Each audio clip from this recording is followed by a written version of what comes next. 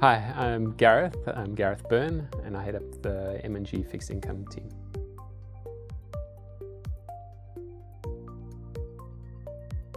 It's very pleasing to see that performance. Fantastic to be able to show such great numbers. It really is a testament to the efforts and the teamwork across the whole breadth of the organisation, but specifically the fixed income team in delivering that performance. I think it's been an excellent outcome for our clients.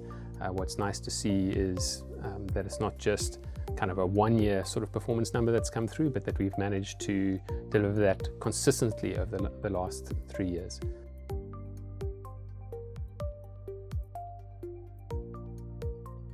Yes, I think whenever you look at performance, it's important to bear in mind starting points and which time period you're looking at.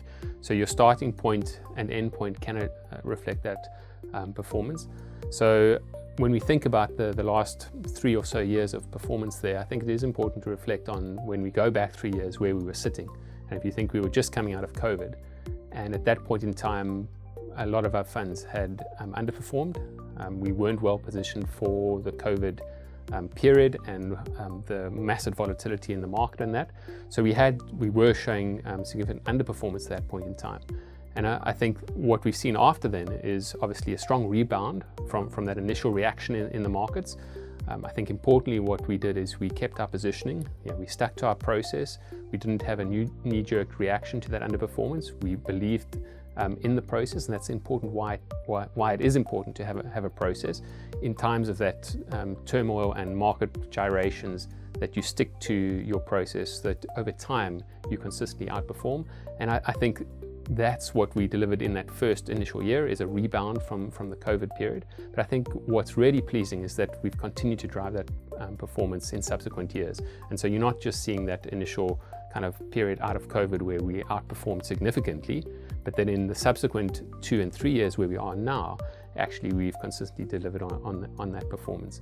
So yes, initial rebound from COVID, but subsequent to that, I think what we have done very well within a number of our portfolios, and we can talk about kind of the whole range of our offering, from low risk sort of money market products and income type products all the way to our more risky bond type products, is how we've managed to adapt to the market or changing market conditions and hone our process and actually look at delivering some consistent alpha, which has really been great.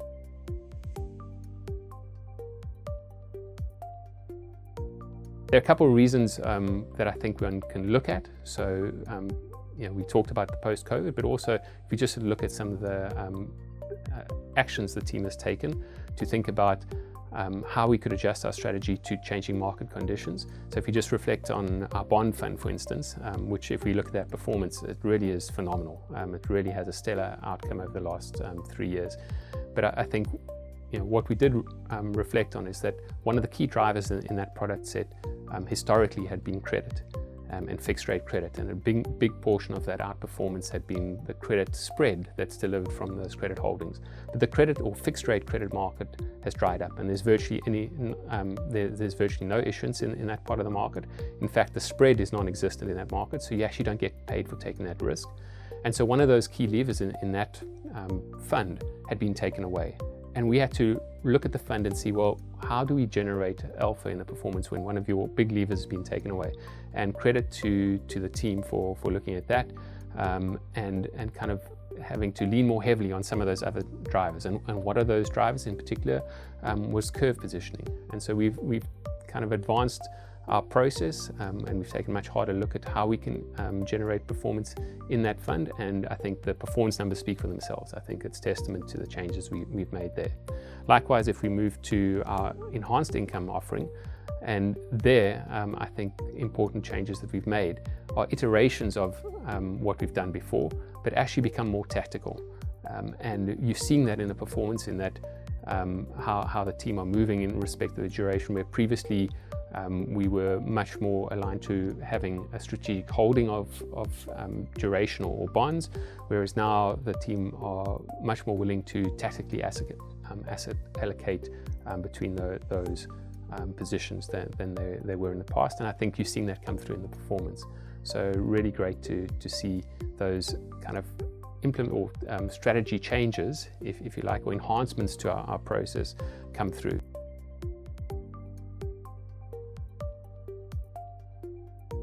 Just reflecting on changes to the team over the period, we've had 2 new portfolio managers appointed in the team, which is really great to see new individuals come into the team, be able to deliver and recognize that. And then also just within our credit team, and we often, we're talking about portfolio managers, and those are the kind of obviously the face of the funds, but we need also to recognize the rest of the team that support those portfolio managers in decisions. So if you think of our credit team, we've brought in 2 junior credit analysts on that side in the last 6 months or so, and they're learning from the existing team that's there. But I think that also bodes well for the future in terms of building the skill set in the team.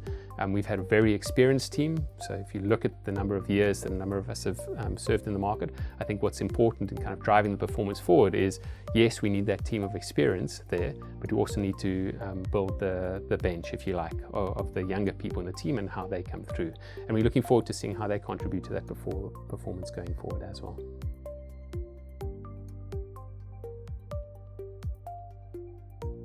We are looking to outperform a passive benchmark, and we think we can. And I think certainly the performance numbers that you're seeing that we've managed to produce over the last 3 are testament to that. And it just so happens at the moment that we seem to be firing on all cylinders. So whether it's on our low-risk money market funds, and yes, that performance is not necessarily top quartile, but I wouldn't say in that sector we're necessarily trying to shoot the lights out and take a lot of risk. We don't think that's what our clients are wanting, but we want a competitive return, and I think we are delivering that. And we can see how over the last 2 to 3 years that performance relative to competitors has actually been improving.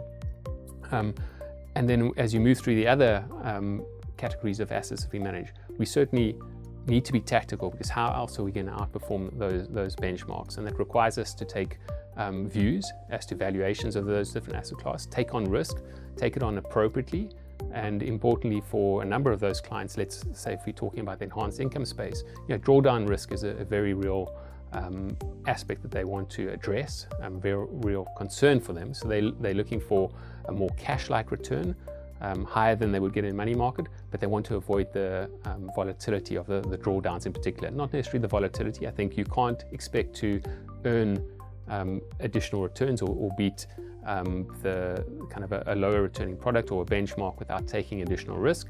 I think what's important from our perspective is to make sure that the risk that you take is well rewarded. And I think that's what we've done a very good job of doing, and we'll continue to do. And as I mentioned earlier, when we were talking about when you're looking to, as an active manager, outperform, one has to look at where are those pockets of alpha that are sitting out there that you can actually look to harness or reap. They change.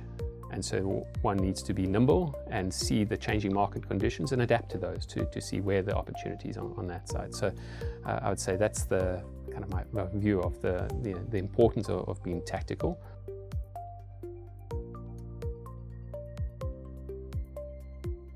Um, 2024. What makes me excited, I think as a team, I think we're excited. We've delivered 3 years of very good performance. Clearly we want to continue that into the following years, and I think we will do. I think we need to be realistic and say that there is always a cycle, and it would be foolish to think one is always at the top, but I think we've set ourselves in terms of our processes and the people that we have in place. We've given ourselves an excellent chance of being able to deliver on that performance going forward. I think what excites me is taking and continuing that performance as we go forward, and being able to provide that performance or have clients recognize that with us being able to gain more clients and be able to deliver that performance for a greater grouping of clients.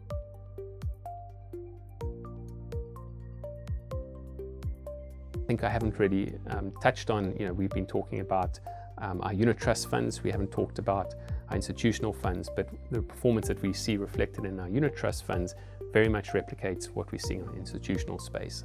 And so that's been great to see that kind of where even when the mandates are varied and different natures, and we haven't talked about managing money in Africa, which is something that over the last 4 or so years we built some capacity in. It doesn't matter which one of those capabilities we looked at, we've managed to deliver excellent performance. And so that gets me excited, that the chance to deliver great performance for our clients going forward, and hopefully more clients.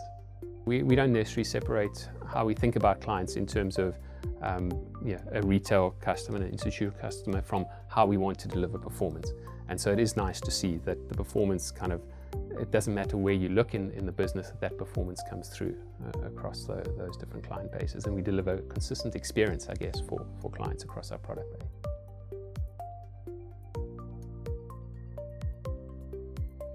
We're going to look to do more of these type of sessions where we can talk directly to our clients and hear from not me, or not just me, but other members of the team, items that they feel are kind of interesting from a market perspective,